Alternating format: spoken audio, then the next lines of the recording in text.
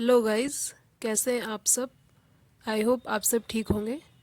आज मैं फिर से जीके के 10 क्वेश्चंस लेके आई हूँ।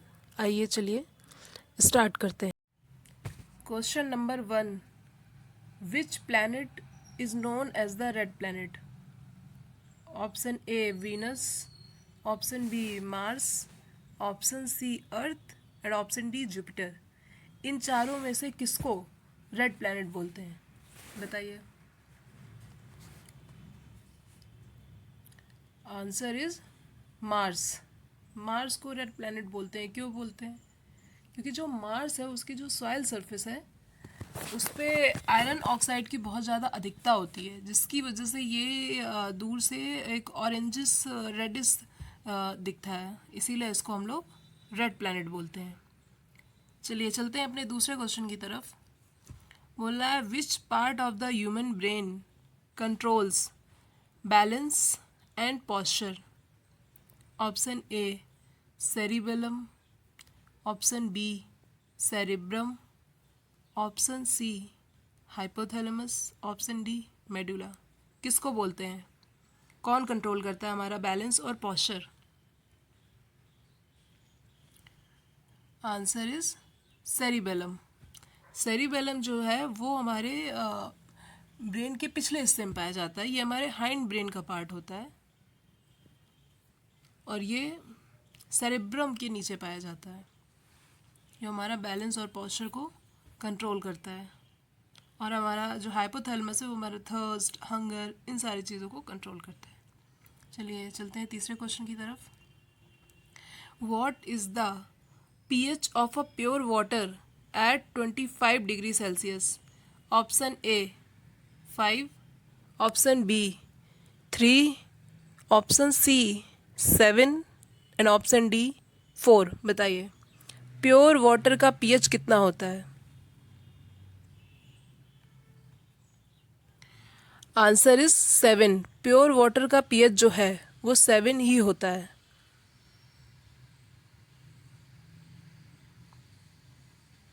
ये आया आपका चौथा question.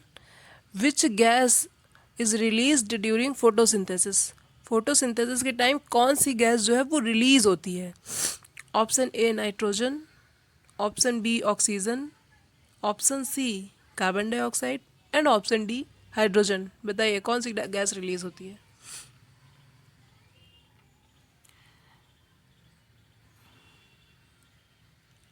Answer is oxygen. Oxygen जो है वो रिलीज होती है फोटोसिंथेसिस के बाद, जिसको हम लोग इनहेल करते हैं।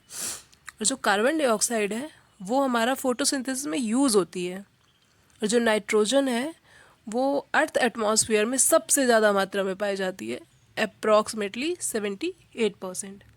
चलते हैं अपने नेक्स्ट क्वेश्चन की तरफ। Fifth question, which scientist proposed the law of planetary motion?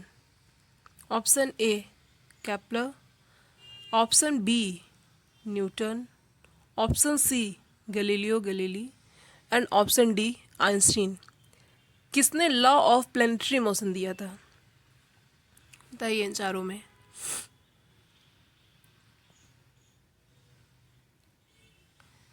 Answer is Kepler. Kepler ने दिया था लॉ ऑफ प्लानिटरी मोशन। चलते हैं अपने नेक्स्ट क्वेश्चन की तरफ। Which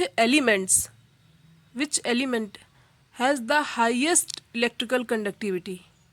option A copper, option B silver, option C aluminium and option D bronze. बताइए इसमें से सबसे ज़्यादा इलेक्ट्रिकल कंडक्टिविटी, विद्युत चालकता, वो किस में होती है? कौन जो है वो इलेक्ट्रिक करंट को अपने से आसानी से पास हो जाने देता है? सबसे ज़्यादा आसानी से इन चारों में पास हो जाने देता है। बताइए कौन सा है?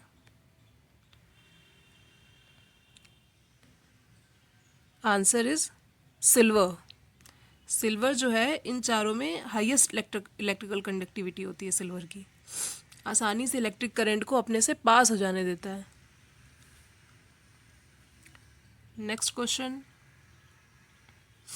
आरएनए स्टैंड्स फॉर, बहुत ही बेसिक सा क्वेश्चन है।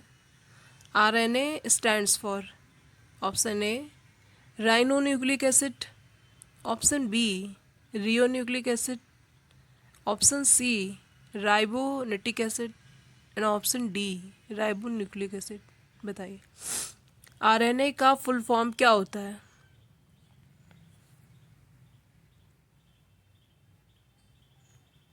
Answer is ribonucleic acid. DNA का फुल फॉर्म क्या होता है? Deoxyribonucleic acid. Okay, हमारे सामने है क्वेश्चन नंबर 8।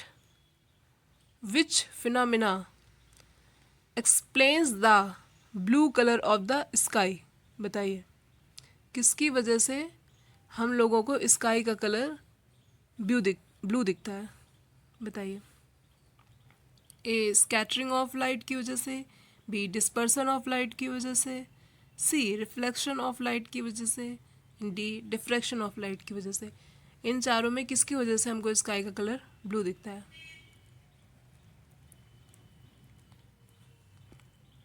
क्या होगा इसका answer? Answer is scattering of light. Scattering of light की वजह से हम लोगों को जो आसमान है उसका कलर ब्लू दिखता है। Okay, which vitamin help in blood clotting? बताइए।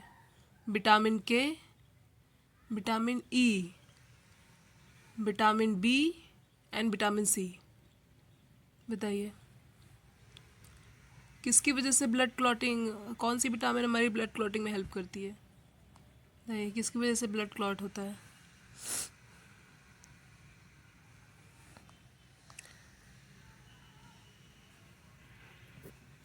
चलिए, ऑप्शन इज विटामिन के।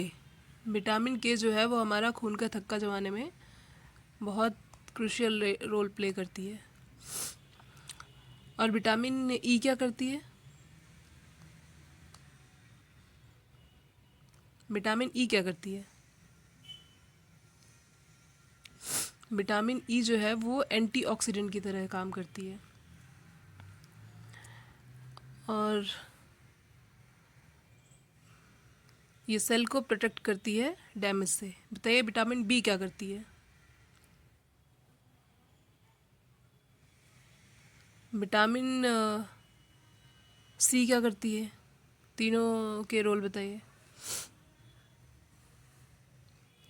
जो विटामिन B1 होती है वो एनर्जी मेटाबॉलिज्म में, नर्व फंक्शन में, इन सब में सहायक रोल प्ले करती है। और जो विटामिन B2 है वो हमारा एनर्जी प्रोडक्शन में हेल्प करती है और स्किन हेल्थ पे करती है।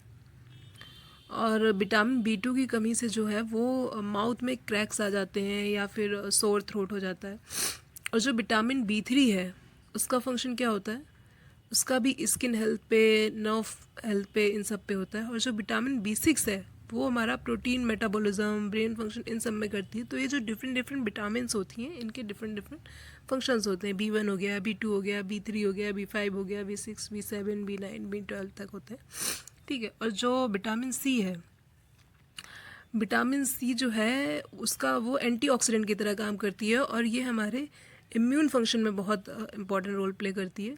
विटामिन सी की कमी की वजह से जो हमारा इम्यून सिस्टम वीक हो सकता है और स्किन हेल्थ पे भी काम करती है। बताइए विटामिन सी की कमी से कौन सा रोग होता है? स्कर्वी। विटामिन सी की कमी से स्कर्वी रोग होता है जिसकी वजह से मसूड़ों में जो है वो ब्लीडिंग होने लगती है और वीकनेस आने लगती है। और जो विटामिन के की कमी से है, विटामिन के का क्या रोल होता है? तो आपने देखा ही, एक तो ब्लड क्लॉटिंग में है और बोन हेल्थ में भी होता है। तो जब अगर विटामिन के की कमी हो जाएगी हमारी बॉडी में तो एक्सेसिव ब्लीडिंग होने लगेगी और जो हड्डियां हैं हमारी वो कमज़ोर हो जाएंगी। तो ये सारे विटामिन्स का है। चलते हैं अपने आखिरी क्वेश्चन की तरफ। What is the SI unit of pressure?